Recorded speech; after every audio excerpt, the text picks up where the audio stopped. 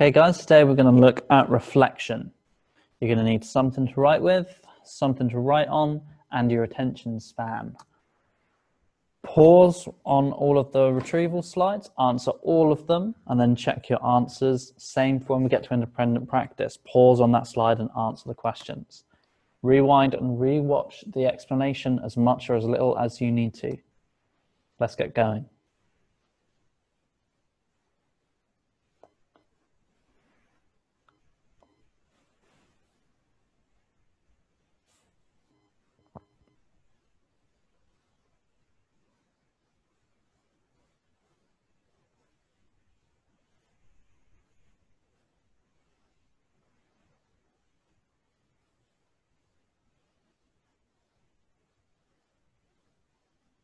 Okay, so as mentioned, we're talking about reflection and how the light rays are going to work. So we see these reflected images, not just in lakes and rivers like this, but also in the mirror.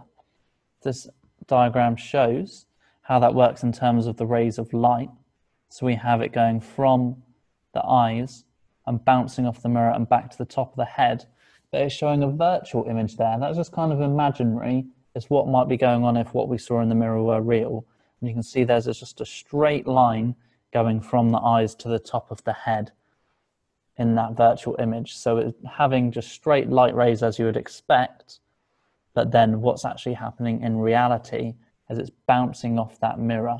And same from the feet. It's bouncing off the mirror and it's creating that angle. And now let's look at how the light rays interact and how those angles are produced. Okay, so let's draw out and label a diagram of what's going on during reflection.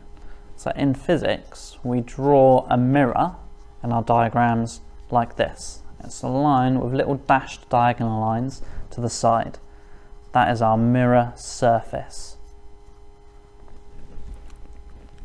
Now, we start by having our ray of light coming in towards our surface, and then it reflects off. The ray going in towards the mirror is the incident ray. It's going in, so it's the incident ray, and then we have our reflected ray. Now to our diagrams, especially when using light ray diagrams, we add an imaginary line, and this imaginary line is called the normal. So it's a dotted line and it is at a right angle, 90 degrees, to the mirror surface at the point that the rays are hitting. That's the normal. It's imaginary because it's not there in real life, you can't see it. We just draw it onto diagrams and imagine it in our heads. Now, the two angles we need to label are this one here. This is the angle between the instant ray and the normal, and this is called the angle of incidence.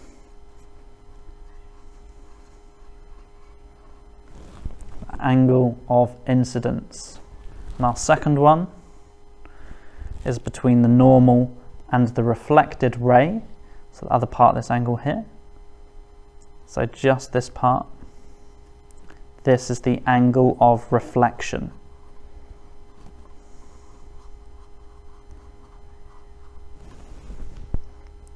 Okay. Now the relationship between these two angles is that the angle of incidence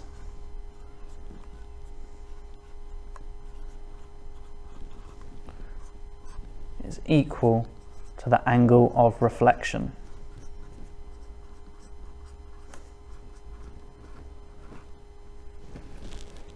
Okay, that is our key relationship between those two angles.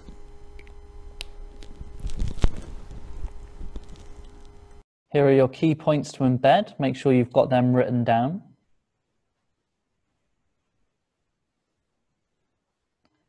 Okay, make sure you self-test yourself on that diagram. Make sure you're able to reproduce that diagram and label it.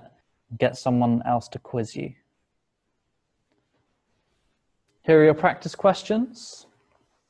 Have a go at number 5, do the best you can.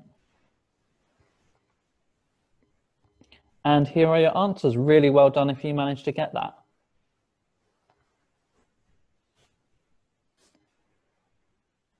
And that's all for today, guys. Well done.